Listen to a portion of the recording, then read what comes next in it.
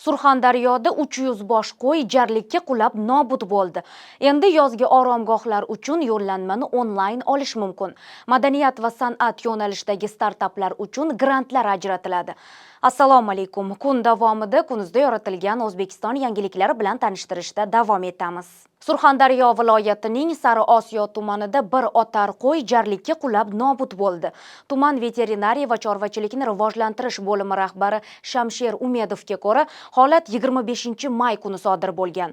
Bu kabi holatlar oldin ham kuzatilgan. Qo'y shunday jonzotki, biri jarlikka o'zini tashlasa, boshqalari ham unga ergashib ketaveradi. Nobud bo'lgan qo'ylar soni 300 bosh. Xodimlarimiz tuman VSS vakillari borib sanog'ini olishgan. Qo'ylarda biror kasallik bo'lmagan, deydi Umedov. Jarlikdan qulagan qo'ylar shu joyning o'zida maxsus dori bilan 2 marta dorilangan. Sababi ularni jarlikdan olib chiqishning ham yoqib yuborish yoki ko'mishning ham imkoni bo'lmagan. Ta'kidlanishicha, maxsus dorilar nobud bo'lgan qo'ylarni bir oyda chiritib, yo'q qilib yuboradi. Hech qanday kasallik yoki infeksiya tarqalmaydi.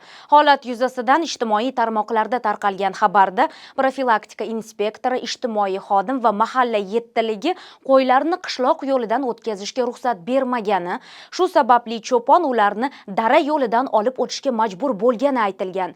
Shamsher Umedov bunday xabarni yo'qligini, holatni tegishli organlar xodimlari o'rganayotganini bildirdi. Yozgi ta'tilda bolalar vaqtini mazmunli tashkil etish uchun may.gov.uz sog'lomlashtirish oromgohlariga yo'llanma olish xizmati ishga tushirildi. Yozgi ta'tilda bolalar vaqtini mazmunli tashkil etish uchun may.gov.uz sog'lomlashtirish oromgohlariga yo'llanma olish xizmati ishga tushiriladi.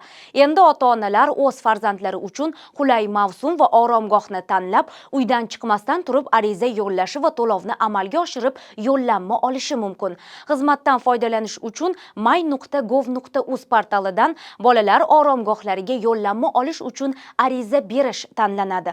So'ng yo'llanma olmoqchi bo'lgan farzand belgilanadi. Oromgoh va qulay mavsum ko'rsatiladi. Shundan keyin to'lov amalga oshirilib, elektron yo'llanma olinadi. Yo'llanma to'lov amalga oshirilganidan so'ng avtomatik ravishda shakllanadi. Yo'llanma band qilingach, 30 daqiqa ichida to'lov to'liq amalga oshirilmasa, u avtomatik tarzda bekor bo'lib, band qilingan yo'llanma qayta sotuvga chiqariladi. Bolalar oromgohlariga yo'llanma 7-14 yoshdagi bolalarga beriladi. Ijodkor yoshlarni qo'llab-quvvatlash va rag'batlantirishning qo'shimcha chora-tadbirlari to'g'risidagi hukumat qarori qabul qilindi. Qarorga ko'ra, madaniyat va san'at sohasida iqtidorli yoshlarni qo'llab-quvvatlash maqsadida ijodkor yoshlar faoliyatini muvofiqlashtiruvchi yagona platforma joriy etiladi hamda ERP madaniyat yagona boshqaruv tizimiga integratsiya qilinadi. Shuningdek, madaniyat sohasida sun'iy intellektdan hamda zamonaviy texnologiyalardan foydalanish bo'yicha ijodiy texnolaboratoriya tashkil etiladi. Umumiy, o'rta va o'rta maxsus ta'lim tashkilotlarida ijodkor yoshlar klubi, madaniyat volontyorlari ijtimoiy harakati faoliyati yo'lga qo'yiladi. Bundan tashqari, har yili jahonning kamida 4 nafar yetakchi mutaxassisi va taniqli san'atkori o'quv jarayonlariga jalb etiladi.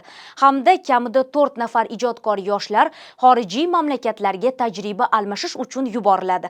Madaniyat va san'at yo'nalishidagi startap loyihalari uchun bazaviy hisoblash miqdorining 100 baravarigacha miqdorida ijodiy grantlar ajratiladi. 2026-yildan esa Madaniyat vazirligi tomonidan tasdiqlanadigan yillik kalendar reja asosida yoshlar uchun tanlov va festivallar tashkil etiladi. Dasturimiz orqali sizlarga yetkazmoqchi bo'lgan kunning asosiy xabarlari mana shulardan iborat edi. Bizdan uzoqlashmang, kun.uz'ni kuzatishda davom eting.